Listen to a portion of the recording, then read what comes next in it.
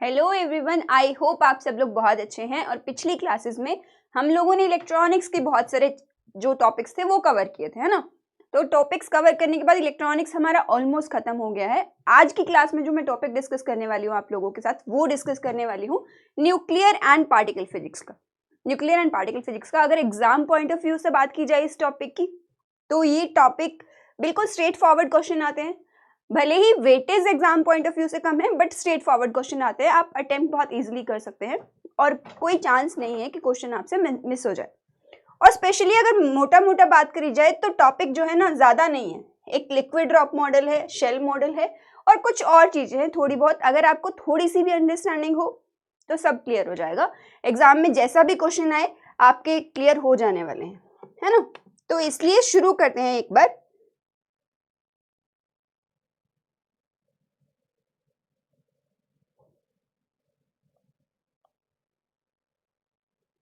चलिए, हाँ, तो टॉपिक शुरू करते हैं आज का।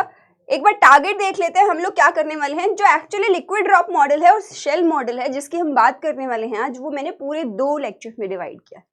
पहले लेक्चर में हम लोग सिर्फ कंसेप्ट सीखेंगे, एक्चुअली है क्या लिक्विड ड्रॉप मॉडल, क्या कहता है, किस बेसिस पे है, क्या क्या अजम्पशंस लिए गए, इन सब चीजों के बेसिस पे, है ना। और कल की क्लास में या नेक्स्ट क्लास में जो भी होगी हमारी, उस क्लास में हम लोग डिस्कस करने वाले हैं इन्हीं दोनों टॉपिक पे बेस्ड पीवाईक्यूज, इन्हीं दोनों टॉपिक्स पे बेस्ड पीवाईक्यूज। तो चलिए आज का पहले कॉन्सेप्ट शुरू करते हैं और एक हेडिंग डालते हैं। क्या हेडिंग डालते हैं? Liquid drop model.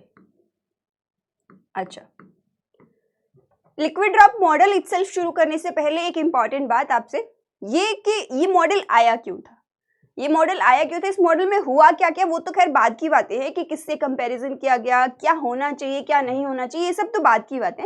But beginning में अगर बात करी जाए तो लिक्विड ड्रॉप मॉडल जो था वो आया क्यों था। देखिए, ये आया था न्यूक्लियाई की स्टेबिलिटी को एक्सप्लेन करने के लिए। To explain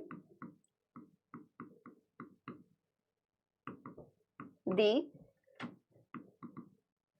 stability of a nuclei.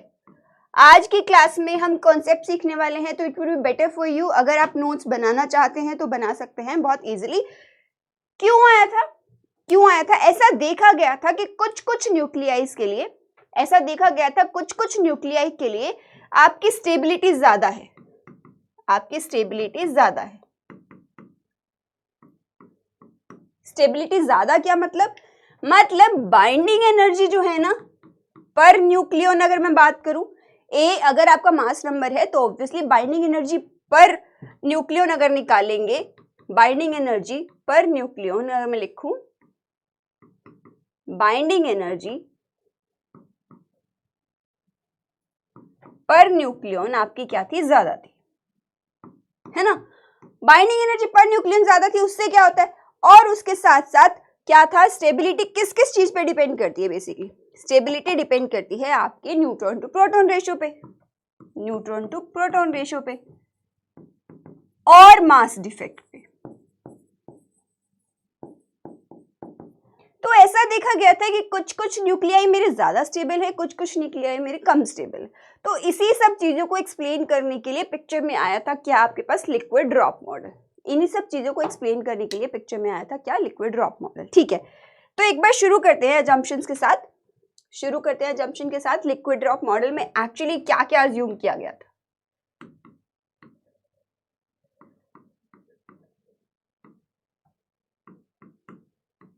पहली बात, न्यूक्लियाई को कंसीडर किया गया similar to a liquid drop.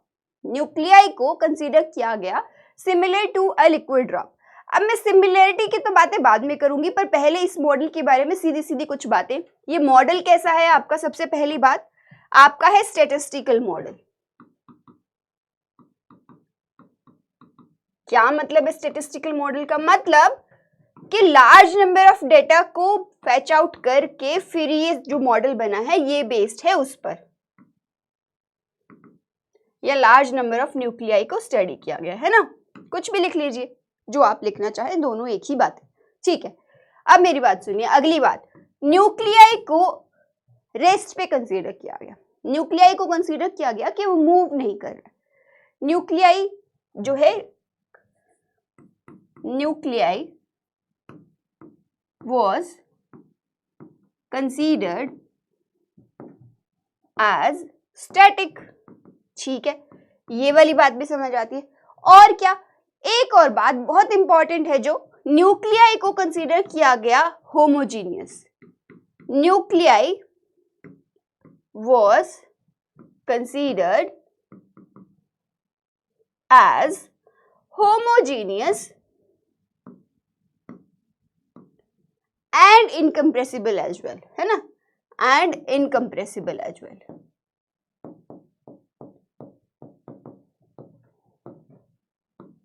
ठीक है, मतलब न्यूक्लियाई में अगर बात की जाए, न्यूक्लियाई में अगर बात की जाए तो हर तरफ जो न्यूक्लियॉन्स प्रेजेंट है ना, वो कैसे प्रेजेंट है, यूनिफॉर्मली प्रेजेंट है, होमोजीनियस है आपका पूरा न्यूक्लियाई, है ना।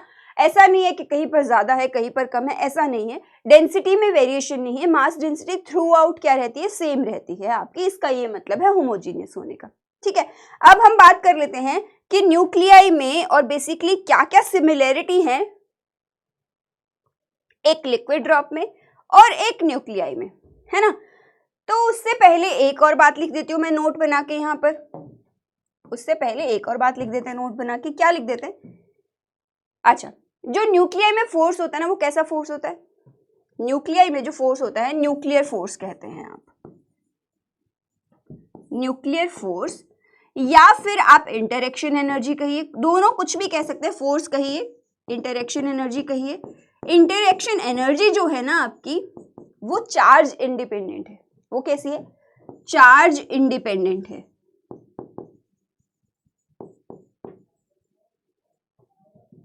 And spin independent also. ठीक है, दोनों से इंडिपेंडेंट है। क्या मतलब इस बात, मतलब न्यूक्लियर फोर्स में या स्ट्रॉन्ग इंटरेक्शन फोर्स में मैटर नहीं करता कि आपका पार्टिकल चार्ज है या नहीं चार्ज है, चार्ज है या नहीं चार्ज है। मतलब भले ही वो न्यूट्रॉन न्यूट्रॉन के बीच में हो, भले ही वो न्यूट्रॉन एंड प्रोटॉन के बीच में हो, भले ही वो प्रोटॉन एंड प्रोटॉन के बीच में हो, देखिए यहाँ पर जो इंटरेक्शन फोर्स है, इंटरेक्शन फोर्स है आपका, वो किस पे डिपेंड नहीं करता, किस पे डिपेंड नहीं करता भाई, मेरा नहीं डिपेंड करता चार्ज पे, चार्ज पे डिपेंड नहीं करता। इसका मतलब जो फोर्स न्यूट्रॉन और न्यूट्रॉन पे लग रहा है, वही फोर्स न्यूट्रॉन और प्रोटॉन पे लग रहा है ना, और वही फोर्स आपका प्रोटॉन और प्रोटॉन पे लग रहा है। मतलब सारे के सारे न्यूक्लियाई जो है, सारे के सारे nucleons were treated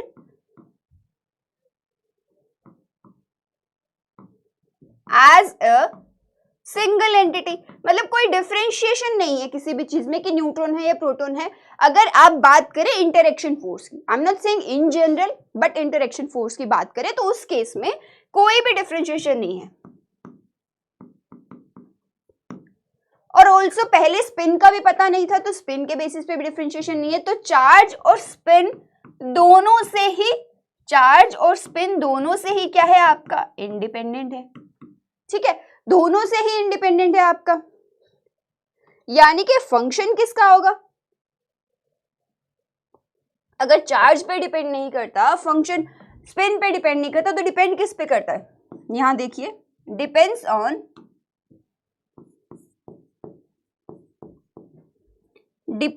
on energy. किसका, या मैं ऐसे लिख दूं, interaction force is a continuous function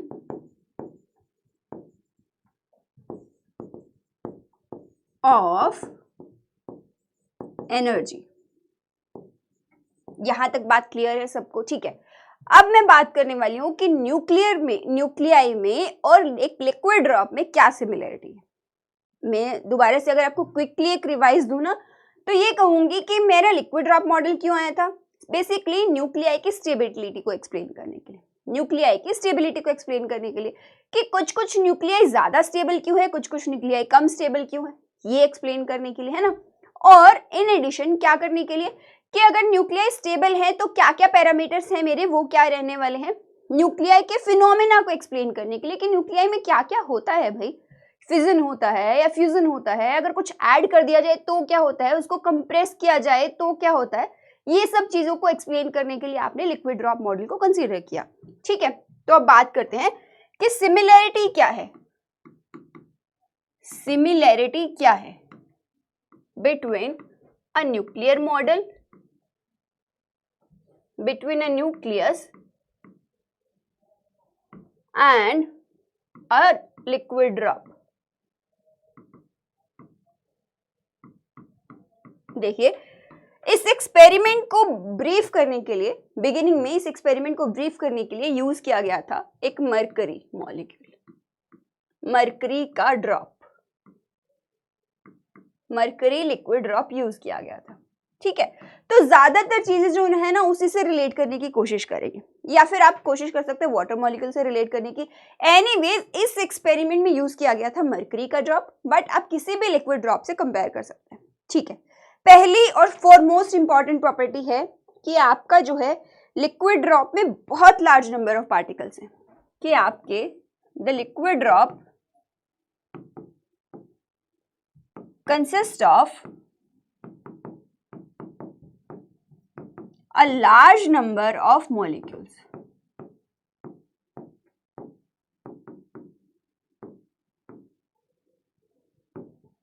Same goes for nucleus as well, same stands true for nucleus as well। मतलब अगर मैं 1 सेंटीमीटर क्यूब कंसीडर कर लूं, वॉल्यूम कंसीडर कर लूं, मैं 1 सेंटीमीटर क्यूब कंसीडर कर लूं, उसमें लिक्विड में भी और न्यूक्लियस में भी दोनों में ही डेंसिटी क्या रहती है आपकी, बहुत ज्यादा रहती है, मॉलिक्यूल्स की बहुत ज्यादा रहती है डेंसिटी। लिक्विड की बात करूंगी तो मॉलिक्यूल्स की बात करूंगी, न्यूक्लियस की बात करूंगी तो न्यूक्लियॉन्स की बात करेंगे, ये आपको ऑलरेडी अंडरस्टूड है ना। ऑब्वियसली उसमें मॉलिक्यूल्स तो कहां से आएंगे, तो न्यूक्लियस की बात करेंगे तो आपके पास किसकी बात करेंगे, आप न्यूक्लियॉन्स की बात करेंगे। ठीक है, अब कितनी होती है डेंसिटी ये भी देख लीजिए। अगर आप 0.05 सेंटीमीटर क्यूब ऑफ इतना वॉल्यूम कंसीडर कर लें, इतना वॉल्यूम कंसीडर कर लें किसी भी लिक्विड का, किसी भी लिक्विड का, तो उसके अंदर कितने एटम्स होंगे, कितने मॉलिक्यूल्स होंगे, बेसिकली ऑलमोस्ट इतने मॉलिक्यूल्स, इतने क्या होंगे, मॉलिक्यूल्स होंगे। ठीक है, अब ये वाली बात भी समझ आती है। अगर हम similar weight of, similar volume of nucleus consider करें, अगर हम similar volume of nucleus consider करें तो उसमें कितने न्यूक्लियस प्रेजेंट होते हैं, 10⁻37 इतने न्यूक्लियस होते हैं। तो मतलब अगर लार्ज नंबर ऑफ मॉलिक्यूल्स की बात करी जाए तो सिमिलैरिटी इस बेसिस पे तो है लिक्विड ड्रॉप में और न्यूक्लियस में कि जो पार्टिकल्स होते हैं, कॉन्स्टिट्यूएंट पार्टिकल्स होते हैं, भले वो मॉलिक्यूल्स हो या न्यूक्लियस हो, दोनों में बहुत ज्यादा अमाउंट में प्रेजेंट रहते हैं। इसीलिए हमने बिगिनिंग में ये भी लिखा था कि लिक्विड ड्रॉप मॉडल जो है आपका कैसा मॉडल है, स्टैटिस्टिकल मॉडल है। हमने बात की थी कैसा मॉडल है, स्टैटिस्टिकल मॉडल है। ठीक है, अब दूसरी सिमिलैरिटी की बात करी जाए, अब दूसरी सिमिलैरिटी की बात करी जाए कि दोनों ही कैसे कंसीडर किए जाते हैं, both liquid drop and nucleus is considered as homogeneous। ये बारे में आपको पहले भी बता चुकी हूँ, homogeneous and incompressible, incompressible मतलब इनकी शेप चेंज नहीं कर सकते आप। इनकम्प्रेसिबल मतलब अगर फोर्स लगाया जाए बाहर से तो आप इसको डिफॉर्म नहीं कर सकते, है ना, डिफॉर्म नहीं कर सकते इसको। ठीक है, ये वाली बात भी ठीक है कि न्यूक्लियस भी आपका कैसा है, होमोजीनियस है। होमोजीनियस मतलब सेम मास डेंसिटी है थ्रू आउट।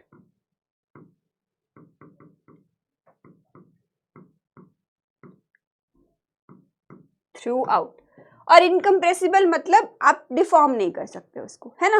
दोनों के केस में ही, चाहे वो लिक्विड ड्रॉप हो चाहे वो न्यूक्लियस हो, दोनों के केस में ही आपके पास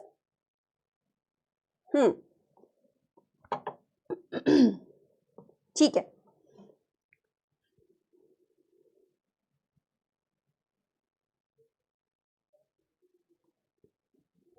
तो क्या है, सेम मास है, मास डेंसिटी है थ्रू आउट। तीसरा, आपका जो फोर्स है, न्यूक्लियर फोर्स या इंटरेक्शन फोर्स लिखते हैं, ये बात हम पहले भी लिख चुके हैं। इंटरेक्शन फोर्स जो है इज इंडिपेंडेंट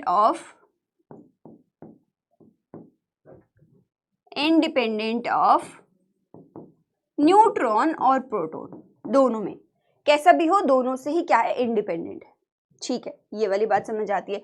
मतलब न्यूट्रॉन न्यूट्रॉन में फोर्स हो, न्यूट्रॉन प्रोटॉन में हो, अगर इनकी पोजीशन भी चेंज हो जाती है या कुछ हो जाता है तो कुछ फर्क नहीं पड़ता। आप एक न्यूट्रॉन को प्रोटॉन से रिप्लेस कर दे या प्रोटॉन को न्यूट्रॉन से रिप्लेस कर दे, कुछ फर्क नहीं पड़ेगा।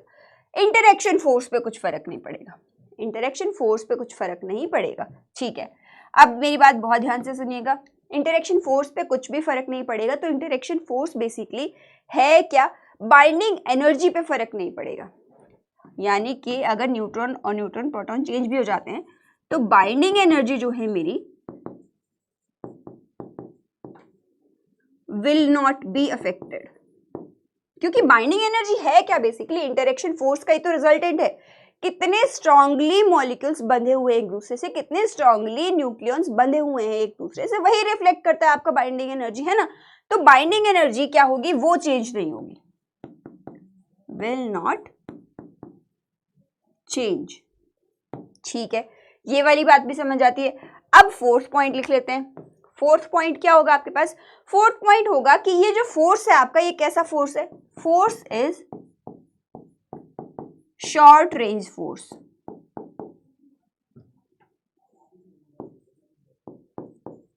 अगर आपको हमारा पार्टिकल फिजिक्स का लेक्चर याद हो जो हमने कवर किया था, उसमें इंटरेक्शन फोर्सेस कंसीडर किए थे, इंटरेक्शन एनर्जीज कंसीडर की थी, है ना। तो उसमें बात भी की थी कि न्यूक्लियर फोर्स जो होता है ना, वो स्ट्रॉन्गेस्ट फोर्स होता है, लेकिन शॉर्टेस्ट भी होता है, बहुत कम रेंज होती है। आपका क्या है, शॉर्ट रेंज फोर्स है।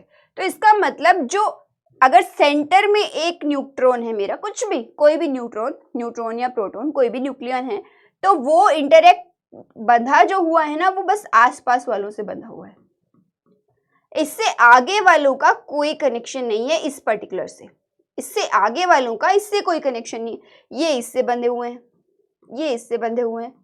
तो इस तरह से कि आपके पास जो ये फोर्स है, इंटरेक्शन फोर्स है या न्यूक्लियर फोर्स है, वो क्या है, बेसिकली आपका शॉर्ट रेंज फोर्स है। कैसा फोर्स है, शॉर्ट रेंज फोर्स है। और शॉर्ट रेंज फोर्स है इसीलिए सिर्फ काम करता है कहां पर, नियरेस्ट नेबर पे, नियरेस्ट नेबरिंग, नेबरिंग न्यूक्लियॉन्स पे ही काम करता है। ये बात भी समझ आ गई। ठीक है, अभी तक हम जो जो बातें कर चुके हैं वो कर चुके हैं। सेम के इनकम्प्रेसिबल है, आपका इनकम्प्रेसिबल है, होमोजीनियस है, और कैसा है, डेंसिटी जो है, डेंसिटी यूनिफॉर्म है, वो तो उसी का पार्ट है।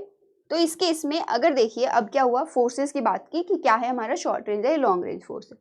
अब देखिए, अगर आप बाहर से कोई चीज ऐड करते हैं, सपोज एक लिक्विड ड्रॉप है आपके पास, वाटर मॉलिक्यूल है, उसमें मैंने कोई बाहर से एक ड्रॉप ऐड कर दी, तो वो भी उसके अंदर एब्जॉर्ब हो जाएगी, वो उसको इनटेक कर लेता है और अपना साइज क्या कर लेता है, बड़ा कर लेता है। ठीक है, तो इसी पॉइंट को लिख लेते हैं हम एक बार, क्या लिख लेते हैं, 5 if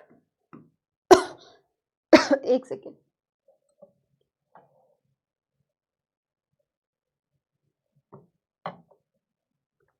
if the liquid drop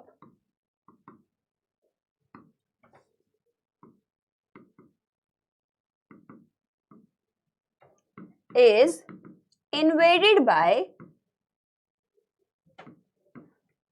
high energy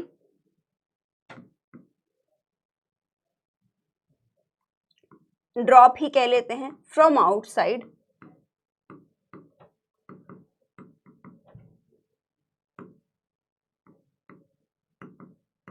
तो क्या होगा, it will be absorbed,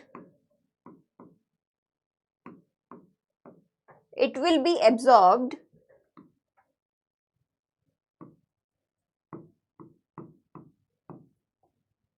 and size will increase.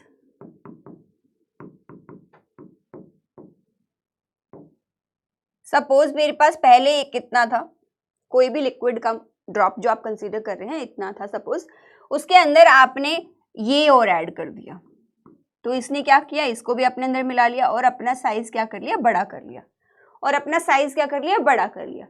तो इसी तरह से कि अगर कोई भी हाई एनर्जी जो पार्टिकल है बाहर से आता है तो वो कैप्चर हो जाता है और एक कंपाउंड न्यूक्लियस बन जाता है। अगर न्यूक्लियस की फॉर्म में लिखें, if A high energy particle is invaded into nucleus,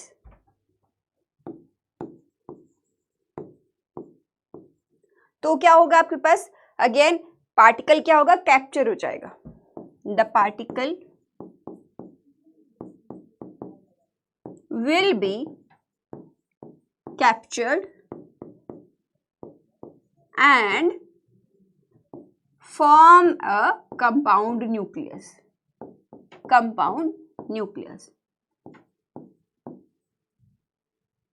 अच्छा, ये कहाँ देखा है आपने? आपने in general nuclear fusion reaction देखी है कि उसमें एक छोटा पार्टिकल बम्बार्ड किया जाता है, दो पार्टिकल मिलकर एक बड़ा पार्टिकल बना लेते हैं, है ना, दो पार्टिकल मिलकर एक बड़ा पार्टिकल बना लेते हैं। ऐसे ही यहाँ पर है कि आपके पास एक न्यूक्लियस है ऑलरेडी, उस पर आपने कोई हाई एनर्जी पार्टिकल इन्वेड किया और उस पार्टिकल को उसने एब्जॉर्ब कर लिया या कैप्चर कर लिया और खुद को क्या कर लिया, बड़ा कर लिया।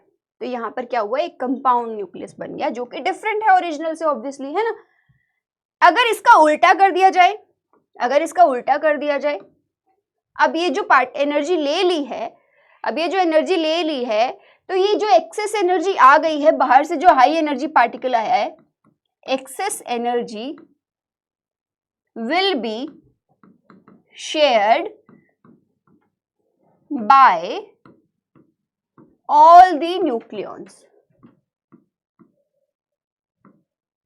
वो एनर्जी सब इक्वली डिस्ट्रीब्यूट हो जाएगी सब में।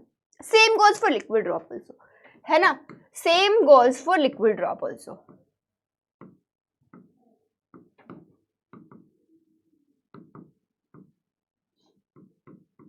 ठीक है, यहां तक भी कहानी समझ आती है। अब ये जो हाई एनर्जी ले ली है, एनर्जी आ गई है और पार्टिकल जो है एक्साइटेड स्टेट में चले गए हैं, मेरे न्यूक्लियस जो एक्साइटेड स्टेट में चले गए हैं, वो कैसे एनर्जी को इमिट करेंगे, कैसे अपनी वापस से ग्राउंड स्टेट में आएंगे। तो उसके करने के 2-3 तरीके, दोनों ही केस में बात कर लेते हैं। सपोज इधर हम ड्रॉप की बात कर रहे हैं और इधर में हम किसकी बात कर रहे हैं, न्यूक्लियस की बात कर रहे हैं। क्या क्या मोड हो सकते हैं इमिशन के? पहला तो यही कि इमिशन ऑफ, अगर हीट दी है आपने, एनर्जी दी है, इमिशन ऑफ हीट हो जाए, या यहां पर भी क्या होगा, इमिशन ऑफ रेडिएशन हो जाए, आपका। अगर ड्रॉप की बात की जाए तो इन जनरल क्या होता है, इवेपोरेशन होता है।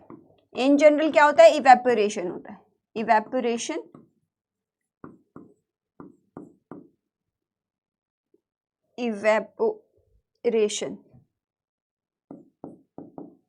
of simple particles। ऐसा हो सकता है जो आपके सिंपल पार्टिकल्स हैं वो क्या हो, इवेपोरेट हो जाए और मेन जो है आपका ड्रॉप वो बच जाए। अगर इसकी बात की जाए, इस केस में भी ऐसा हो सकता है कि न्यूक्लियस आपका डीके हो जाए या कोई एक साइड पार्टिकल इमिट हो जाए और आपका मेन न्यूक्लियस है वो डीएक्साइट हो जाए। ठीक है, इमिशन ऑफ साइड पार्टिकल, या फिर आप डीके की बात कर सकते हैं, ये भी पॉसिबल है ना। तीसरा क्या पॉसिबल है, तीसरा पॉसिबल है कि आपका जो लिक्विड ड्रॉप है बेसिकली वो क्या करे, आपके पास ब्रेक हो जाए और दो छोटे छोटे ड्रॉप्स बन जाए।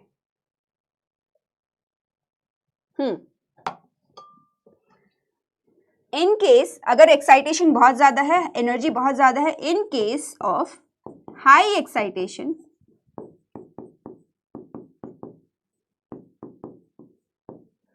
तो ड्रॉप जो है may break into smaller drops.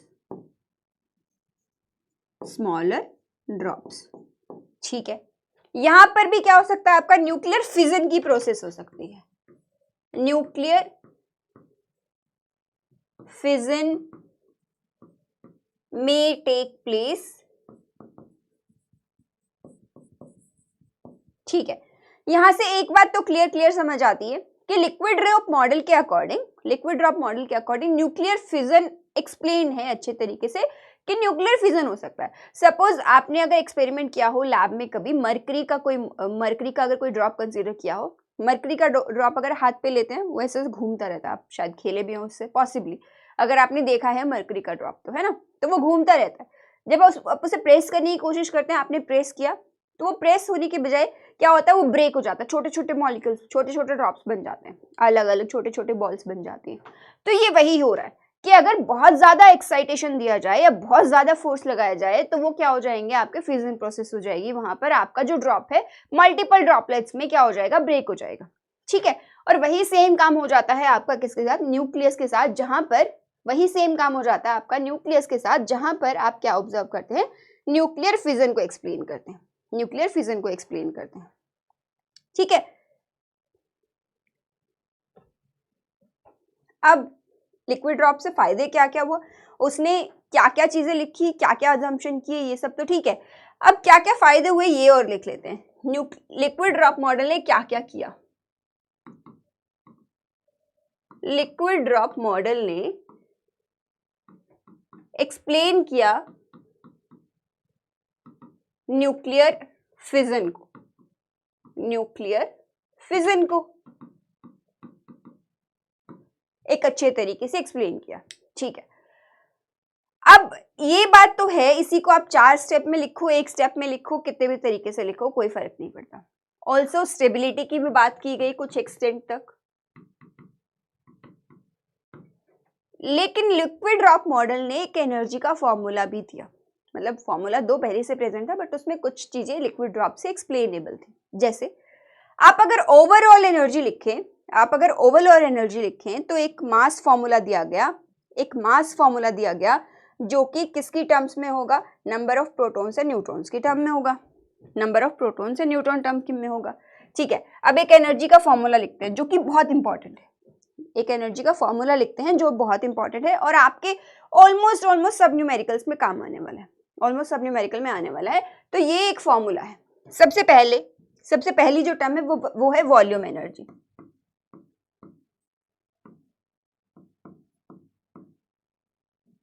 हमने कहा था कि हमारे पास जो न्यूक्लियस है ना वो कैसा है, होमोजीनियस है।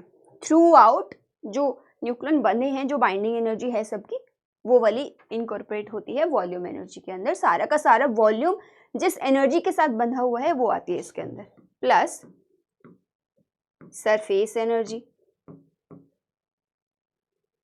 अब सरफेस एनर्जी जो है वो क्या होती है, जैसे सपोज क्या हुआ, यहां तो मैं क्या कंसीडर कर रही हूं, मैंने कहा कि सारे के सारे जो न्यूक्लियॉन्स हैं मेरे सब इक्वल बाइंडिंग एनर्जी के साथ हैं, सब पे इक्वल बाइंडिंग एनर्जी है। लेकिन अगर बात की जाए तो जो ये वाले न्यूक्लियॉन्स है जो सरफेस पे प्रेजेंट है, इनके पास अंदर से तो फोर्स है, बाहर से फोर्स नहीं है। लेकिन यानी कि जो सरफेस पे मॉलिक्यूल्स है ना, सरफेस पे न्यूक्लियॉन्स हैं, ड्रॉप की या न्यूक्लियस की, किसी की भी बात कर लीजिए, जो सरफेस पे है ना न्यूक्लियॉन्स, वो कम फोर्स को एक्सपीरियंस कर रहे हैं, मतलब कम बाइंडिंग एनर्जी के साथ है। तो ये वाली टर्म कैसी हो जानी चाहिए आपके पास, नेगेटिव हो जानी चाहिए। ठीक है, और तीसरा फैक्टर क्या आएगा फिर आपके पास, तीसरा फैक्टर आएगा इसमें कूलम्बिक एनर्जी।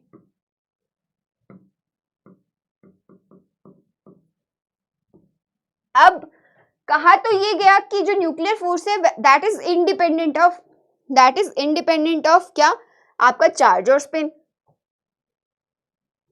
बट ऐसा कितना पॉसिबल है ये नहीं पता, क्योंकि प्रोटॉन और प्रोटॉन में कैसा होगा, रिपल्शन भी तो होगा। बाइंडिंग एनर्जी कह रही है या न्यूक्लियर फोर्स कह रहा है कि वो बंधे हुए हैं, बट बीच में अगर प्रोटॉन है फॉर एग्जांपल, तो प्रोटॉन मेरे क्या करेंगे, रिपेल करेंगे एक दूसरे को, और वो रिपेल करने की वजह से आपके पास कौन सी टर्म आएगी, कूलम्बिक टर्म आएगी पिक्चर में। अच्छा, कूलम्बिक टर्म लिखने से पहले, कूलम्बिक एनर्जी लिखने से पहले एसिमेट्रिक एनर्जी लिख देते हैं, ताकि उसी सीक्वेंस में आप याद कर लें टर्म्स को। Asymmetric energy. ठीक है, ये एसिमेट्रिक एनर्जी हमने तो होमोजीनियस कंसीडर किया था, हमने तो इनकम्प्रेसिबल कंसीडर किया था, बट इन एक्चुअल ऐसा नहीं है। इन एक्चुअल ऐसा नहीं है, कहीं पर अगर ज़्यादा न्यूक्लियस है, कहीं पर कम न्यूक्लियस है, उसकी वजह से एसिमेट्री आ जाती है, और इसीलिए आपको एसिमेट्रिक एनर्जी की टर्म्स को पिक्चर में लेना पड़ता है ओवरऑल एनर्जी को कैलकुलेट करते वक्त। ठीक है, साथ में मैंने कहा था एक और एनर्जी है यहाँ पर, वो कैसी थी आपकी, कूलम्बिक एनर्जी थी, कूलम्बिक एनर्जी। कूलम्बिक एनर्जी का मैं आपको ऑलरेडी बता चुकी हूँ, कूलम्बिक एनर्जी का मैं आपको ऑलरेडी बता चुकी हूँ कि आपके पास कैसी रहती है, ये रिपल्शन की वजह से आती है। कूलम्बिक इंटरेक्शन जो है प्रोटॉन और प्रोटॉन के बीच में, उसकी वजह से ये एनर्जी जनरेट होती है। अगेन ये वाली एनर्जी भी कैसी होगी आपकी, नेगेटिव होगी ऑब्वियसली। और लास्टली एक एनर्जी और है, वो है आपकी कौन सी energy, pairing energy. Pairing energy मैं इनके फॉर्मूले भी लिख दूंगी अभी कि क्या है इसका फॉर्मूला, क्या है इसका फॉर्मूला, क्या है इसका फॉर्मूला, क्या है। बट आपको अंडरस्टैंड करना इंपॉर्टेंट है कि ओवरऑल एनर्जी जब आप कैलकुलेट करते हैं तो उसमें कौन कौन सी एनर्जीज जो है वो कंट्रीब्यूट करती है। ओवरऑल एनर्जीज जो लिखते हैं उसमें कौन कौन सी एनर्जी कंट्रीब्यूट करती है। अच्छा, मैं एनर्जी लिख क्यों रही हूँ, मैं लिख क्यों रही हूँ, एनर्जी ही तो डिसाइड करती है मेरी स्टेबिलिटी, एनर्जी ही तो डिसाइड करती है मेरी स्टेबिलिटी। कोई न्यूक्लियस ज्यादा फोर्स से बंधे हुए हैं, कोई बहुत लूज है, तो उनको निकालना बहुत आसान है। तो स्टेबिलिटी कहाँ ज्यादा होगी, जहां पर बाइंडिंग एनर्जी पर न्यूक्लियन ज्यादा होगी, है ना। तो इसीलिए मैं एनर्जी लिख रही हूँ यहाँ पर, इसलिए मैं क्या लिख रही हूँ, एनर्जी लिख रही हूँ, ताकि मुझे ओवरऑल स्टेबिलिटी का पता चले, ओवरऑल मुझे स्टेबिलिटी का पता चल जाए। ठीक है, ये बात भी समझ आ गई। अब एक बार क्विकली फॉर्मूला लिख देती हूँ मैं आपके लिए कि फॉर्मूला कैसा होता है, फॉर्मूला कैसा होता है। आप याद रखेंगे इस बात को, ऑल्सो याद रखेंगे इस बात को, क्या क्या है आपके पास, E की वैल्यू है आपके पास क्या, सबसे पहले जो है आपके पास कौन सी एनर्जी थी, वॉल्यूम एनर्जी, वॉल्यूम एनर्जी। यानी कि यहां पर देखिए ये AV और साथ में A। अब जितने ज्यादा न्यूक्लियॉन्स होंगे उतनी ज्यादा एनर्जी होगी, जितने ज्यादा न्यूक्लियॉन्स होंगे उतनी ही ज्यादा एनर्जी होगी मेरे पास। ठीक है, उसके बाद आपके पास कौन सी एनर्जी आती है, उसके बाद आपके पास आती है सरफेस एनर्जी, उसके बाद आती है सरफेस एनर्जी। मैंने कहा था नेगेटिव होती है, A⁻²/3, ये है आपकी सरफेस एनर्जी। ये है आपका AV, क्या है, वॉल्यूम कोफिशिएंट है, volume energy coefficient, volume energy coefficient. ठीक है, AS क्या है आपके पास, सरफेस एनर्जी कोफिशिएंट।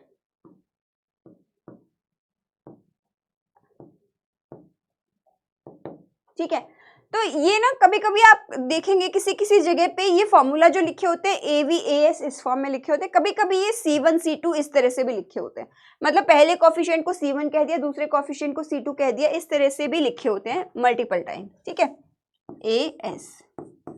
ठीक है, अब अगला क्या होगा मेरे पास, अगला होगा मेरे पास कौन सा, एसिमेट्री वाला पार्ट। तो यहाँ पर क्या आ जाएगा आपके पास, मान लीजिए इसको लिख दिया आपने AA, एसिमेट्री है ना, n-z और साथ में A की पावर -1, ये आ जाएगी आपके पास एसिमेट्री की टर्म, ये आ जाएगी आपके पास एसिमेट्री की टर्म। ठीक है, उसके बाद आपको लिखना है कूलम्बिक, उसके बाद आपको लिखना है कूलम्बिक, AC इसमें स्क्वायर आएगा। ठीक है, AC कूलम्बिक क्या होगा, प्रोटॉन्स जितने हैं उतना ही तो, और साथ में डिवाइड बाई A आता है। यहाँ पर मैं A-1 लिख रही हूँ, आप डिवाइड बाई A लिख लीजिए, एक ही बात है ना, स्क्वायर डिवाइड बाई, जो आपको याद करने में इजी हो वैसे लिख लीजिए। ठीक है, ये है। और लास्ट में आपकी क्या आ जाएगी, एक पेयरिंग एनर्जी आ जाएगी, जिसको आप जो प्लस भी हो सकती है, माइनस भी हो सकती है, या जीरो हो सकती है, डेल्टा से डिनोट करते हैं आप, डेल्टा से डिनोट करते हैं। ठीक है, और इसका एक्सप्रेशन क्या होता है आपके पास, AP और साथ में क्या आ जाएगा आपके पास, साथ में आ जाएगा आपके पास A-1।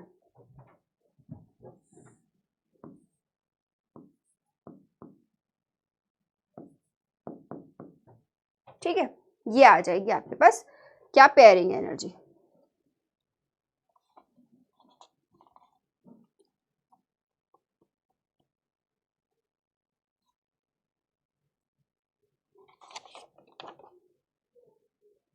ठीक है, ये सब एनर्जीज हमने लिख ली हैं। अब इस केस में देखिए, इस केस में देखिए क्या होगा। चलिए, अब एक फॉर्मूला और जो आपको ध्यान रखना है in order to solve the numericals. वैसे तो आप इनकी वैल्यू जो है आपको क्वेश्चन में दी गई होगी, वैसे तो इनकी वैल्यू जो है क्वेश्चन में दी गई होगी आपको, मतलब सबकी वैल्यू, जैसे जो ये कोफिशिएंट्स लिख रहे हैं इन सब की वैल्यू आपको दी गई होगी, AC की, AA की या फिर AP की, इन सब की जो है वैल्यू दी गई होगी क्वेश्चन में, है ना। बट ज्यादातर क्वेश्चन में क्या पूछता है, ज्यादातर क्वेश्चन में पूछता है कि मोस्ट स्टेबल आइसोबार बता दीजिए। ज्यादातर क्वेश्चन में आपसे पूछता है कि मोस्ट स्टेबल आइसोबार बता दीजिए, मुझे मोस्ट स्टेबल आइसोबार बता दीजिए। तो ये जो टोटल एनर्जी है ना, इसका आप डेरिवेटिव कर देते हैं विद रिस्पेक्ट टू z, और उसको इक्वेट कर देते हैं 0 इक्वल। तो जो z की वैल्यू निकल के आती है वही बताती है आपको मोस्ट स्टेबल आइसोबार कौन सा है। ठीक है, क्वेश्चन ज्यादातर कहां से पूछे जाते हैं कि आपको पूछा जाता है कि मोस्ट स्टेबल आइसोबार क्या है। तो उसके लिए आप और इसको 0 से इक्वेट कर देंगे, 0 से इक्वेट कर देंगे। ये टोटल एनर्जी है आपकी, है ना, इक्वल टू, और क्या आ जाएगा यहाँ से z की वैल्यू निकल के आ जाएगी। यहाँ से क्या निकल के आ जाएगा, b क्यों लिख रहे हैं हम, e लिख देती हूँ, चलिए e ही लिख देते हैं, कोई बात नहीं। ठीक है, उसको वहां से आपकी किसकी वैल्यू निकल के आ जाएगी, z की वैल्यू निकल के आ जाएगी। और डायरेक्ट याद कर लीजिए इस z की वैल्यू को कि z की वैल्यू क्या निकल के आ रही है। z की वैल्यू निकल के आ रही है आपकी a डिवाइड बाई साथ में क्या टर्म आएगी, उसके साथ में टर्म आएगी 2 plus AC by 2 AA, AC by 2 AA और A रेज़्ड टू पावर 2/3, ये टर्म आ जाएगी। और ये बहुत इंपॉर्टेंट है, बहुत इंपॉर्टेंट है। जब अगली क्लास में हम PYQs डिस्कस भी करेंगे ना, तब भी आप रियलाइज करेंगे कि ये फॉर्मूला रादर देन पूरा का फॉर्मूला याद करने की बजाय आपको अगर ये भी पता है तो बहुत सारे न्यूमेरिकल आप इंडिविजुअली सॉल्व कर सकते हैं। अच्छा, लिक्विड ड्रॉप मॉडल ज्यादातर यूज किया जाता है most stable isobar find out करने के लिए। Most stable isobar find out करने के लिए किस लिए यूज किया जाता है, मैं लिख भी देती हूँ यहाँ पर। यूज किया जाता है मोस्ट स्टेबल आइसोबार। अब मेरी बात सुनिए, क्वेश्चन किस तरह से पूछेगा, क्वेश्चन में दे रखा होगा AC की वैल्यू दे रखी होगी आपको, AA की वैल्यू दे रखी हो, ऑल्सो एक न्यूक्लियस दे रखा होगा, न्यूक्लियस दे रखा होगा, एटम दे रखा होगा, कुछ भी दे रखा होगा जिसका एटॉमिक नंबर दे रखा है, मास नंबर दे रखा है। तो वहां से आप मास नंबर पता है तो आप ये रिस्पेक्टिव वैल्यूज प्लेस कर सकते हैं और Z की वैल्यू फाइंड आउट कर सकते हैं कि किस Z वैल्यू का आपको सबसे स्टेबल आइसोबार मिलेगा। ठीक है, तो इस तरह से आप क्या फाइंड आउट कर सकते हैं, Z की वैल्यू फाइंड आउट कर सकते हैं, Z की वैल्यू फाइंड आउट कर सकते हैं। ठीक है, फॉर एग्जाम्पल आपको अगर एक न्यूक्लियस दिया है, आपको एक न्यूक्लियस दिया है जिसकी क्या है,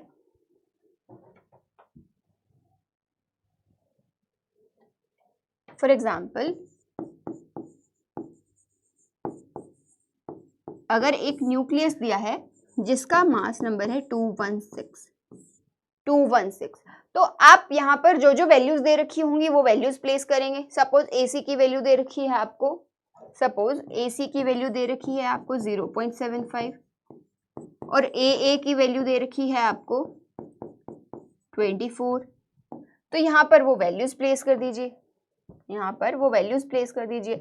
Z की वैल्यू क्या, इस पर्टिकुलर न्यूक्लियस के लिए, इस पर्टिकुलर मास नंबर के लिए आपके पास सबसे स्टेबल आइसोबार क्या निकल कर आएगा, देख लीजिए यहाँ पर क्या आ जाएगा, 216 डिवाइड बाई 2 प्लस AC की वैल्यू कितनी है 0.75 डिवाइड बाई 2 इंटू 24, साथ में 216 की पावर 2/3। अच्छा, 6 जो 216 है ये किसका क्यूब है, 6 का क्यूब है। तो जब यहाँ पे 6 का क्यूब रखेंगे तो अल्टीमेटली यहाँ पर क्या बच जाएगा आपका, ये क्या है 216 की पावर 2/3। इसको आप क्या लिख सकते हैं, 6 की पावर 3 और पूरी की पावर 2/3। इसको सॉल्व करके जो भी आंसर आएगा वो पता चल जाएगा आपको कि किस एटॉमिक नंबर का, किस Z वैल्यू का आइसोबार सबसे स्टेबल होगा इस पर्टिकुलर न्यूक्लियस के लिए, इस पर्टिकुलर मास नंबर के लिए।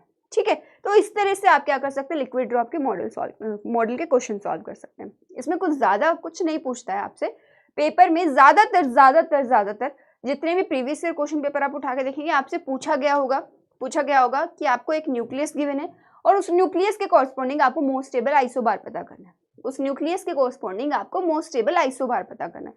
ज्यादातर ऐसे ही क्वेश्चन पूछे जाते हैं। अब अगला मॉडल क्वेश्चन हम लोग अगली क्लास में डिटेल में डिस्कस करने वाले हैं सारे के सारे, तो इसलिए आज क्वेश्चन डिस्कस करने का कोई पॉइंट नहीं है। अब अगली बात क्या, अब बात करते हैं शेल मॉडल की। शेल मॉडल क्यों आया पिक्चर में? अगर बात की जाए शेल मॉडल की, तो शेल मॉडल क्यों आया भाई पिक्चर में? शेल मॉडल इसलिए आया कि जब एक्सपेरिमेंट्स किए गए और स्टेबिलिटी ऑफ अलग अलग न्यूक्लियस देखी गई कि कौन सा न्यूक्लियस ज्यादा स्टेबल है, कौन सा कम स्टेबल है, डिपेंडिंग ऑन डिफरेंट पैरामीटर्स, है ना। मास डिफेक्ट हुआ, बाइंडिंग एनर्जी हुई, है ना, न्यूट्रॉन टू प्रोटॉन रेशियो हुई, इन सब बेसिस पे जब देखा गया तो आपका देखा गया कि कुछ न्यूक्लियस जो है ज्यादा स्टेबल है, कुछ न्यूक्लियस थोड़े कम स्टेबल है अपने आसपास वालों से। और कौन कौन से न्यूक्लियस ज्यादा स्टेबल है? वो न्यूक्लियस जिसमें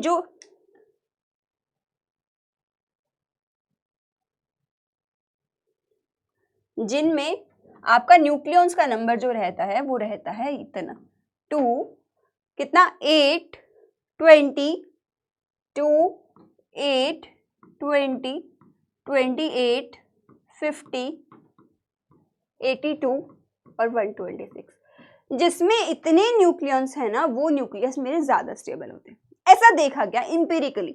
ये सारे जो है ना, ये सारे कैसा रिलेशन है आपका? इंपेरिकल रिलेशन है। इंपेरिकल रिलेशन कौन से होते हैं भाई? जो एक्सपेरिमेंट्स करने के बाद आपके पास एक रिजल्ट आता है। एक होता है थ्योरेटिकल रिजल्ट मतलब एक थ्योरी है, उस पे बेस्ड आपने कुछ कैलकुलेट कर दिया, कुछ आ गई वैल्यू। बट एक इंपेरिकल फॉर्मूला होता है। इंपेरिकल फॉर्मूला में आप एक्सपेरिमेंट्स परफॉर्म करते हैं, उसके बेसिस पे कुछ कंक्लूजन लिखते हैं और ये इंपेरिकल फॉर्मूला वही है, ठीक है। अच्छा, अब अगली बात, इंपेरिकल रिलेशन हुआ ये इस नंबर को, क्योंकि ये न्यूक्लियस जो है ज्यादा स्टेबल है, मोर स्टेबल है, इसलिए इस नंबर को आप एक नाम, स्पेशल नाम दिया गया और इसको कहा गया ये मैजिक नंबर है। In terms of nuclear physics ये नंबर कैसे हैं आपके? मैजिक नंबर, ठीक है। ये वाले जो न्यूक्लियस हैं आपके ज्यादा स्टेबल है अपने आसपास के न्यूक्लियस से, अपने नेबरिंग न्यूक्लियस से भी। ऐसा नहीं है कि सीक्वेंस में चल रहा है 2 से लेके 10 तक मेरे सारे स्टेबल है, ऐसा नहीं चल रहा। सपोज 10 है, अगर मैंने 20 को पिक किया है तो जो 21 वाला है या 19 वाला है, इससे ज्यादा स्टेबल है मेरे ये, इसीलिए इन नंबर्स को आपने क्या कहा? मैजिक नंबर्स कहा। अब लिक्विड ड्रॉप मॉडल में कहीं भी कुछ ऐसी बात नहीं थी। जो ये कहे कि कुछ पर्टिकुलर न्यूक्लियस जो है वो ज्यादा स्टेबल होते हैं और कुछ थोड़े कम स्टेबल होते हैं, ऐसा कुछ भी नहीं कहा था। उसमें बहुत सारे फीचर्स एक्सप्लेन किए थे दो, बट ऐसा नहीं था कि मैजिक नंबर्स को एक्सप्लेन किया गया था, ऐसा नहीं हुआ। तो फिर क्या हुआ? तो इस मैजिक नंबर को एक्सप्लेन करने के लिए पिक्चर में आया क्या? Shell model. अब नाम ही कहता है, जैसे आप एटम को एक्सप्लेन करते हैं, बोहर ने एक एटॉमिक मॉडल दिया था, है ना,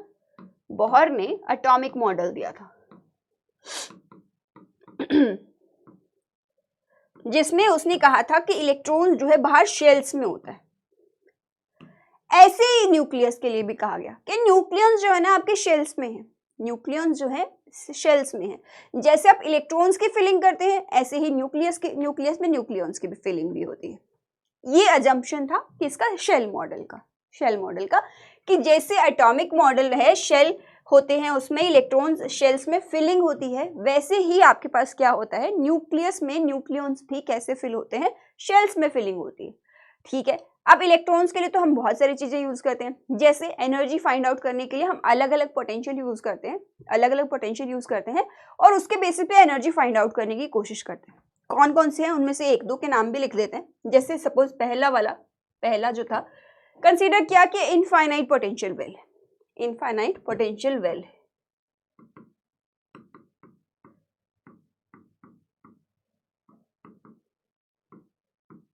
अगर इस इनफाइनाइट पोटेंशियल वेल की बात की जाए तो इनफाइनाइट पोटेंशियल वेल के केस में, इनफाइनाइट पोटेंशियल वेल के केस में आपके पास बहुत सारी चीजें जो थी वो एक्सप्लेन ही नहीं हो पाई थी, बहुत सारी चीजें एक्सप्लेन ही नहीं हो पाई थी। एक्सप्लेन नहीं हो पाई थी मतलब अगर मैजिक नंबर की बात करी जाए, जो हमारा मेन रीजन है यहाँ पर, सिर्फ ये एक्सप्लेन कर पाया था दो न्यूक्लियस वाले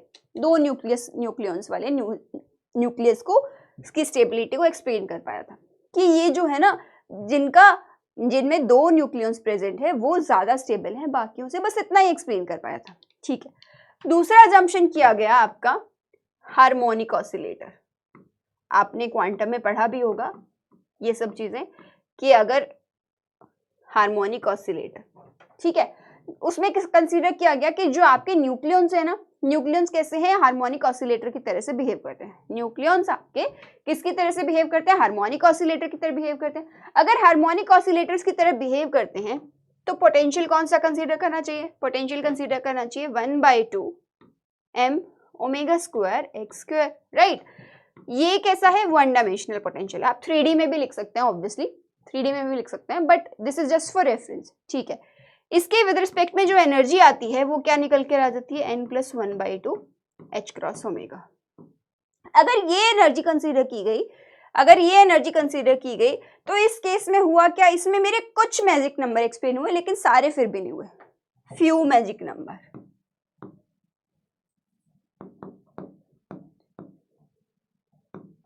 लेट्स से 2, 8 एंड 20, सिर्फ यही मैजिक नंबर एक्सप्लेन हुए, इसके आगे वाले एक्सप्लेन नहीं हुए। तो कहीं तो कुछ मिसिंग पार्ट था, और वो मिसिंग पार्ट क्या था, स्पिन ऑर्बिट इंटरेक्शन। क्योंकि जब हम इलेक्ट्रॉनिक्स की बात करते हैं, इलेक्ट्रॉन्स के एटम के स्ट्रक्चर की बात करते हैं, एटम के एनर्जी लेवल्स की बात करते हैं, तो आप स्पिन ऑर्बिट इंटरेक्शन को कंसीडर करते हैं, है ना। तो यहां पर देखा गया कि अगर inclusion off spin orbit interaction हो जाए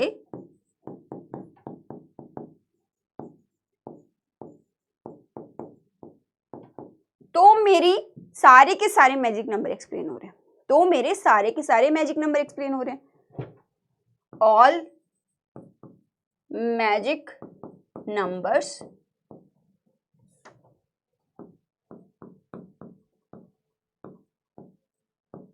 वर एक्सप्लेन।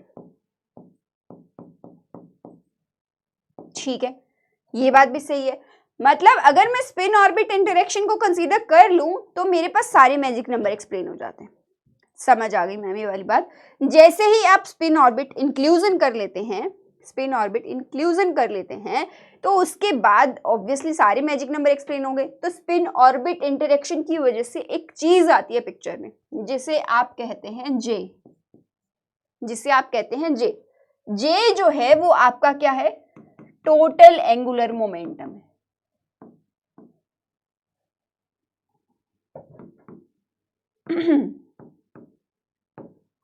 अब जब बात हो ही रही है एटॉमिक शेल जैसी, स्पिन ऑर्बिट इंटरेक्शन भी कंसीडर हो गई। जब एटम जैसी बातें ही हो रही है तो एटम जैसी सारी प्रॉपर्टीज भी होनी चाहिए। तो पहली प्रॉपर्टी है टोटल एंगुलर मोमेंटम, जिसमें क्या रहता है आपका, जे रहता है L+S, ये दोनों रहता है। क्या रहता है, L+S रहता है। ठीक है, L+S रहता है। तो जे अलग अलग केसेस के लिए अलग अलग होगा। इसके साथ एक और टर्म एसोसिएट होती है यहाँ पर, वो है पैरिटी। देखिए, डिनोट करते हैं जे और पी से। अच्छा, केसेस क्या है, ये डेफिनेशन लिखने के बजाय केसेस लिखते हैं। केसेस क्या क्या हो सकते हैं। पहला केस कि आपके पास इफ यू हैव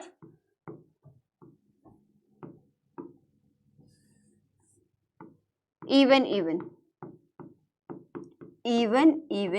न्यूक्लियॉन्स। मतलब समझते हैं इस बात का, मतलब ये कि इस केस में क्या हो जाएगा आपके पास, इस केस में आपके पास नंबर ऑफ प्रोटॉन्स और नंबर ऑफ न्यूट्रॉन दोनों ही कैसे हो जाएंगे, इवन हो जाएंगे। मतलब number of protons and neutrons कैसे हो जाएंगे आपके, इवन हो जाएंगे। अगर ऐसा कोई केस है जिसमें इवन है, अच्छा अगर आपको ध्यान हो स्पिन की बात करें या किसी भी चीज की बात करें इलेक्ट्रॉन्स के टर्म्स में, तो सब जगह पे आप अनपेयर्ड को कंसीडर करते हो, चाहे वो मैग्नेटिक इफेक्ट की बात करें, चाहे वो स्पिन की बात करें, किसी भी चीज की बात करें, सब जगह पर आप अनपेयर्ड लिखते हो।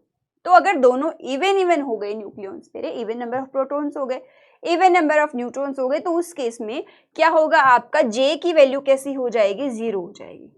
जे की वैल्यू कैसी हो जाएगी आपके पास, 0 हो जाएगी, ठीक है। और पैरिटी जो होगी आपके पास, जो पैरिटी होगी आपके पास, वो कैसी हो जाएगी, पॉजिटिव।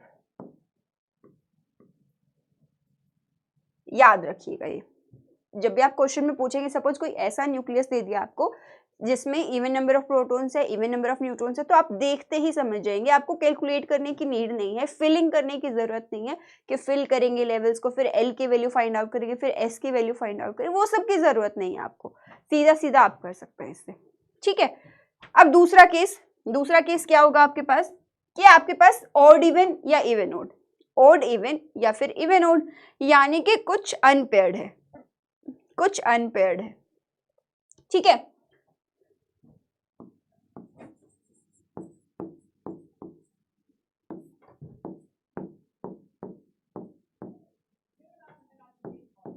मतलब या तो न्यूट्रॉन्स ओड हो सकते हैं, या फिर प्रोटॉन्स ओड हो सकते हैं। अब अगेन वही वाली बात, जो इवन होगा, क्योंकि एक ओड है एक इवन है, तो जो इवन वाला है उसकी वजह से तो इफेक्ट कैंसिल आउट हो जाएगा। For even J will be 0, बस जो ओड वाले हैं ना, अनपेयर्ड वाले, उनकी वजह से आपके पास क्या आ जाएगा, जे की वैल्यू आ जाएगी, उनकी वजह से आपके पास क्या आ जाएगी, जे की वैल्यू निकल कर आ जाएगी, जो भी आपको न्यूक्लियस दे रखा होगा। फॉर एग्जांपल इस केस में आप बोरोन को कंसीडर कर सकते हैं, बोरोन के लिए देख लीजिए 11 है और 5 इसमें प्रोटॉन कितने हैं, नंबर ऑफ प्रोटॉन कितने हैं, जितने नंबर ऑफ इलेक्ट्रॉन्स है उतने ही नंबर ऑफ प्रोटॉन्स है भाई, कितने हैं 5, और नंबर ऑफ न्यूट्रॉन्स कितने हैं, है मेरे पास 6। तो न्यूट्रॉन्स की वजह से तो कुछ होगा नहीं, इसकी वजह से तो कुछ होगा नहीं, है ना। बचा किसका मामला, बचा मेरा सिर्फ प्रोटॉन का मामला, और अनपेयर्ड प्रोटॉन है 5 है, तो फिलिंग देखिए कैसे होगी, S P D F, ये सब शेल से आपके इनमें फिलिंग करते हैं, जैसे आप इलेक्ट्रॉन्स के लिए करते हैं ना, सब काम वही सेम काम करना है आपको यहाँ पर, वैसे ही आप L फाइंड आउट करेंगे, वैसे ही आप S फाइंड आउट करेंगे। देखिए अब 5 है तो कैसे फिलिंग होगी, 2 और 3, इन 3 में से भी क्या हो जाएगा, यानी कि P की स्टेट जो है वो कितनी हो जाएगी, 3/2, यानी कि J की वैल्यू मेरे पास क्या आ जाएगी, 3/2। क्यों 3/2, क्योंकि 3 अनपेयर्ड इलेक्ट्रॉन्स है ना, 3 अनपेयर्ड न्यूट्रॉन्स हैं, न्यूट्रॉन्स नहीं है भाई, प्रोटॉन्स हैं यहाँ पर, सॉरी, इसको एक बार दोबारा से लिखते हैं, फिलिंग जो होगी S में होगी, P में होगी, D में होगी और F में होगी। तो जो यहाँ आए 5 की फिलिंग करनी है हमें, यहाँ पर 2 तो कैसे हो गए, पेयर्ड हो गए, जो बचे 3 आपके वो बचे हैं अनपेयर्ड, उनकी वजह से सब होने वाला है, ठीक है। अब उनकी वजह से सब होने वाला है तो देख लीजिए क्या होगा, मेरे पास क्या होता है, वैसे तो आप L+S करते हैं, बट डायरेक्टली भी लिख सकते हैं, ये कितना हो गया आपके पास 3/2 आ जाएगा, यहाँ से J की वैल्यू आपकी क्या आ जाएगी, 3/2 आ जाएगी। और जो पैरिटी डिफाइन करते हैं इस केस में, अगर पैरिटी डिफाइन करनी हो इस केस में तो क्या आती है, -1 की पावर L, बहुत इंपॉर्टेंट रिलेशन है। अब इस केस में देख लीजिए, J की वैल्यू 3/2 है, -1 की पावर L क्या है, P के लिए L की वैल्यू क्या हो जाएगी, P के लिए आपकी L की वैल्यू क्या हो जाएगी, 1 हो जाएगी। S के लिए 0 होती है, P के लिए क्या होती है आपके पास 1 होती है, तो यहाँ पर पैरिटी की वैल्यू क्या आ जाएगी, -1 की power 1 that is equal to -1। तो अगर बात करें बोरोन के केस में ना, फॉर बोरोन आपके पास क्या आ जाएगा, आपके पास J की वैल्यू आ गई 3/2 और पैरिटी कैसी आ गई, नेगेटिव। पैरिटी कैसी आ गई आपकी, नेगेटिव आ गई। ठीक है, अब लास्ट केस बचता है आपके पास। लास्ट केस क्या बचता है भाई, अगर दोनों ही ओड हैं, अगर दोनों ही ओड हैं तो आपके पास क्या होगा, अगर दोनों ही ओड हैं तो क्या होगा आपके पास, तो एक स्पेशल केस है, तो एक स्पेशल केस है, आप सीधा सीधा याद कर सकते हैं। Third case, odd odd case. तो आप क्या करेंगे, सपोज नंबर ऑफ प्रोटॉन्स है p, नंबर ऑफ न्यूट्रॉन्स है n, तो आप क्या करेंगे, सबका इंडिविजुअल का निकालेंगे, Jp प्लस Jn प्लस ये इनका नंबर भी साथ में, n और p जो है साथ में इनका इंडिविजुअल। ये अगर ये आपके पास इवन आता है या ओड आता है, डिपेंडिंग ऑन दैट आप J की वैल्यू लिखेंगे, डिपेंडिंग ऑन दैट आप J की वैल्यू लिखेंगे। अगर ये नंबर जो है आपके पास इवन आ जाता है, अगर ये नंबर इवन आ जाता है तो J की वैल्यू होगी Jp प्लस Jn।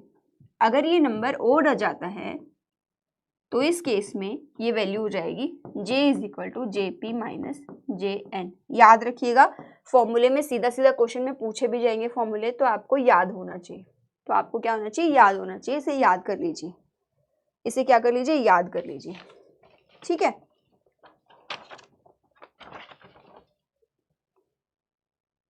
चलिए अब अगली बात क्या, इस केस में पैरिटी की वैल्यू क्या आएगी भाई, इस केस में पैरिटी की वैल्यू क्या आने वाली है,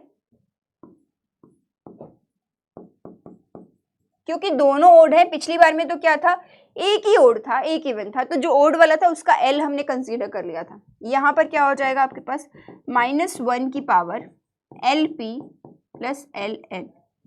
जिस भी शेल्स में फिल हुए हैं, जिस भी शेल्स में फिल हुए हैं, लास्ट वाला जो होगा वो L की वैल्यू बताएगा आपको कि Lp प्लस Ln निकल के आ जाएगा यहाँ से। ठीक है, ये होगा, इसके लिए पैरिटी लिख दी हमने। अच्छा, एंगुलर मोमेंटम के साथ साथ और भी कुछ पैरामीटर आते हैं साथ में। पहला जो पैरामीटर है वो है आपका nuclear magnetic moment. Nuclear magnetic moment क्या है, न्यूक्लियर मैग्नेटिक मोमेंट। सीधे सीधे फॉर्मूले लिखेंगे और आप बस याद करने की कोशिश करिए ताकि उनके बेस पे जो क्वेश्चन आते हैं पेपर में वो आप अटेम्प्ट कर पाए। अब इसकी वैल्यू क्या होती है आपके पास, इसकी वैल्यू क्या होती है, देखिए mu J is equal to G J mu N और साथ में जे। जे तो आपको पता है क्या है, टोटल एंगुलर मोमेंटम, और ये कैसी क्वांटिटी है, वेक्टर क्वांटिटी है। कैसी क्वांटिटी है, वेक्टर क्वांटिटी। याद रखिएगा रिलेशंस को प्लीज, मैं बार बार मार्क कर रही हूँ, जो जो रिलेशन आपको याद रखने हैं वो रिलेशन में क्या कर रही हूँ, मार्क कर रही हूँ आपके लिए। ठीक है, तो इस केस में देखिए जी जे म्यू एन और जे, यहाँ पर ये क्या है आपके पास, न्यूक्लियर मैग्नेटोन।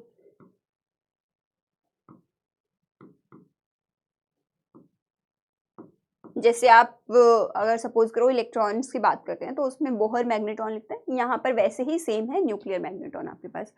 तो अगर आप बात कर रहे हैं, अगर आप बात कर रहे हैं एल की, तो म्यू एल निकालेंगे, क्या आ जाएगा, जी एल, म्यू एन सब में सेम रहेगा और साथ में आ जाएगा एल। इसी तरह से म्यू एस निकाल सकते हैं, G S mu S into S, total दोनों को ऐड करके निकाल सकते हैं। जे क्या होता है, बेसिकली एल प्लस एस होता है आपके पास, तो जे की वैल्यू क्या आ जाएगी, mu L plus mu S which is equal to mu N जो है कॉमन, ये म्यू एन है ना, म्यू एन है, म्यू एन सब में सेम रहेगा, म्यू एन आप कॉमन निकाल सकते हैं, G L into L plus G S into S. इस तरह से आप क्या कर सकते हैं, निकाल सकते हैं वैल्यू, इस तरह से आप क्या कर सकते हैं, वैल्यू निकाल सकते हैं। ठीक है, ये सब क्या है, न्यूक्लियर मैग्नेटिक मोमेंट है आपका, ये सब क्या है आपका, न्यूक्लियर मैग्नेटिक मोमेंट, ये सब क्या है, न्यूक्लियर मैग्नेटिक मोमेंट। अगेन इस केस में भी वही काम करेंगे, अगर आपके पास इवन है तो क्या होगा, ओड है तो क्या होगा, ये सब चीजें कंसीडर करने वाले हैं। ठीक है, पहला case even even. Even even के केस में ना तो चेक करने की जरूरत ही नहीं है कुछ भी, क्योंकि सब पेयर्ड में है ना, तो पेयर्ड में कुछ भी कंट्रीब्यूशन नहीं होता, पेयर्ड वाले कहीं भी कुछ कंट्रीब्यूट नहीं करते, सिर्फ जो कंट्रीब्यूशन होता है वो सारा का सारा अनपेयर्ड की वजह से होता है। तो इस केस में भी आपके पास जो न्यूक्लियर मैग्नेटिक मोमेंट आप निकाल रहे हैं म्यू जे करके, वो क्या आ जाएगी आपके पास, जीरो आ जाएगी, वो जीरो आ जाएगी। दूसरा केस अगर आप कंसीडर करेंगे इवन ओड का या फिर ओड इवन का, फॉर्मूले से भी देख सकते हैं आप ये वैल्यू, क्योंकि जे की वैल्यू जीरो है ना और मल्टीप्लाइड में आ ही रहा था वो जे, तो इसीलिए वो वैल्यू क्या हो जाएगी आपके पास, जीरो हो जाएगी। तो जे की वैल्यू क्या हो सकती है, अगर प्रोटॉन ओड है मेरे, अगर इस केस में आप दो सब केसेस बनाएंगे, if protons are odd, if number of protons are odd, इस केस में क्या हो जाएगा मेरे पास, इस केस में मेरे पास क्या हो जाने वाला है, आप जे की वैल्यू क्या हो सकती है आपके पास, जे की वैल्यू l+1/2 हो सकती है, या फिर जे की वैल्यू क्या हो सकती है, l-1/2 हो सकती है। ये दो वैल्यू हो सकती है, depending on these two values. आप सीधा सीधा फॉर्मूला लिख लीजिए कि क्या होता है, इसकी वैल्यू आती है j+2.29, साथ में म्यू एन आएगा। या फिर कभी कभी आपसे ना इन जनरल जो क्वेश्चन में पूछ लेता है वो न्यूक्लियर मैग्नेट्रॉन की टर्म्स में ही पूछ लेता है, तो आपको इसको इवैल्यूएट करने की जरूरत भी नहीं है, सीधा सीधा ये वैल्यू इवैल्यूएट करेंगे और आंसर दे देंगे। ठीक है, और अगर j की वैल्यू l-1/2 है तो आपके पास क्या आ जाएगा, j-2.29 इंटू j/j+1, और साथ में आपका क्या आ जाएगा, म्यू एन आ जाएगा। ये सारे फॉर्मूले जो मैं लिख रही हूँ, बस ये फॉर्मूलेज इंपॉर्टेंट है, आपको पूरा डेरिवेशन करने की जरूरत नहीं है या याद करने की जरूरत नहीं है। अगर आप लास्ट डे पे भी है रिवीजन के तो भी आप ये रिवाइज कर सकते हैं और अपने फॉर्मूलाज सिर्फ ब्रश अप करके आप क्या कर सकते हैं, अपना काम चला सकते हैं। ठीक है, अब मेरा दूसरा केस, ये भी फॉर्मूला बहुत इंपॉर्टेंट है, याद रखिएगा। ठीक है, केस नंबर 3। केस नंबर 3 क्या कहता है, पिछले में हमने कंसीडर किया था कि प्रोटॉन्स ओड है, अब कंसीडर कर लेते हैं कि न्यूट्रॉन्स ओड है, न्यूट्रॉन्स आर ओड। अगेन इस केस में भी जे की वैल्यू आप निकालेंगे, वो भी दो वैल्यूज हो सकती हैं, जे की वैल्यू l+1/2 हो सकती है और जे की वैल्यू क्या हो सकती है आपके पास, l-1/2 हो सकती है। जे की वैल्यू क्या हो सकती है, l+1/2 एंड जे की वैल्यू हो सकती है l-1/2। तो इस केस में जो वैल्यू निकल कर आती है वो निकल कर आती है इतनी, कैपिटल N, इतनी निकल के आती है। ठीक है, और इस केस में जो वैल्यू निकल कर आएगी वो आएगी -1.91 इंटू j/j+1, और इसके साथ में म्यू एन तो रहेगा ही रहेगा, इसके साथ में म्यू एन जो है वो रहेगा ही रहेगा। ठीक है, ये फॉर्मूला आ जाएगा इसका, ये क्या आ जाएगा, फॉर्मूला आ जाएगा इसका। अच्छा, एक चीज मिस हो गई यहाँ पर, नहीं ठीक है, सब ठीक है। इसी तरह से आपका क्या आ जाएगा, ये वैल्यू नेगेटिव आएगी और ये वैल्यू क्या है, पॉजिटिव आएगी, बस ये ध्यान रखिएगा, ये वैल्यू पॉजिटिव आएगी आपके पास, ये फॉर्मूला आ जाएगा। ठीक है, ये फॉर्मूला भी इंपॉर्टेंट है, ये फॉर्मूला भी इंपॉर्टेंट है आपका। अगर आपको ये सब फॉर्मूले पता है ना, अगर आपको ये सब फॉर्मूले पता है ना, तो आप किसी भी क्वेश्चन का आंसर कर सकते हैं। आप क्या कर सकते हैं, किसी भी क्वेश्चन का क्या कर सकते हैं, आंसर कर सकते हैं। ठीक है, तो ये सब अगर मैं ब्रीफ करूं आपको कि पूरा पूरा हमने किया क्या, बेसिकली कुछ फॉर्मूलेज लिखे हैं और साथ साथ में हम लोगों ने बहुत सारी चीजें की समरी एक बार रिकैप कर लेते हैं कि रिकैप हुआ क्या, रिकैप में क्या क्या हुआ। मैंने आपको आज की क्लास में किसी भी चीज का डेरिवेशन नहीं बताया, इंपॉर्टेंटली मेरा मेन काम था आपको कंसेप्ट समझाना एंड उसके बाद फॉर्मूलेज बताना, ताकि आप क्वेश्चन पे सीधा अप्लाई कर सके। क्योंकि अगर डेरिवेशन करने जाओगे, जैसे सपोज फॉर एग्जांपल आप न्यूक्लियर मैग्नेटिक मोमेंट निकालना चाहते हो, इट्स सेम लाइक आप इलेक्ट्रॉन्स में के लिए निकालते हो, तो क्वांटम में आप ये सारे डेरिवेशन ऑलरेडी कर चुके हैं। क्वांटम में जे की वैल्यू कैसे निकालते हैं, फिलिंग कैसे होती है, ये सब चीजें आप जानते हैं ऑलरेडी, है ना। तो ये सब कोई पॉइंट नहीं है रिपीट करने का, और अल्टीमेटली आपका जो क्वेश्चन सॉल्व होने वाला है वो फॉर्मूला बेस्ड होने वाला है कि ये फॉर्मूला है इसके लिए, तो इस तरह से काम हो जाने वाला है। ठीक है, तो ज्यादा कुछ वो करने की जरूरत नहीं है, सिर्फ कंसेप्ट को समझिए और फॉर्मूले को हो सके तो याद कर लीजिए, डिराइव मत करिए उन्हें। Liquid drop model. अच्छा, न्यूक्लियर फिजिक्स से क्वेश्चन जो है ना आपका एक 5 मार्क्स का तो आता ही आता है। न्यूक्लियर इन जनरल 6 नंबर की भी आ सकती है या 9-10 नंबर की भी आ सकती है, वेरी करता है डिपेंडिंग ऑन, अलग अलग पेपर में अलग अलग हिसाब से आती है।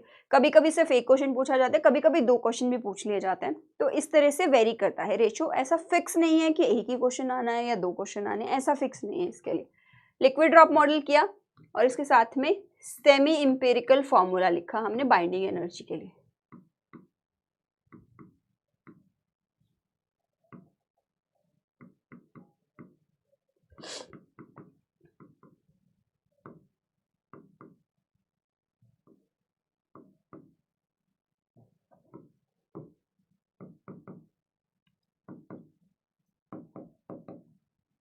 है ना, और क्या देखा हमने, शेल मॉडल देखा। शेल मॉडल के हिसाब से कैसे फिलिंग होनी चाहिए, कैसे फिलिंग होनी चाहिए, कैसे डिफरेंट पैरामीटर्स कैलकुलेट होते हैं, या मैजिक नंबर एक्सप्लेन हुए,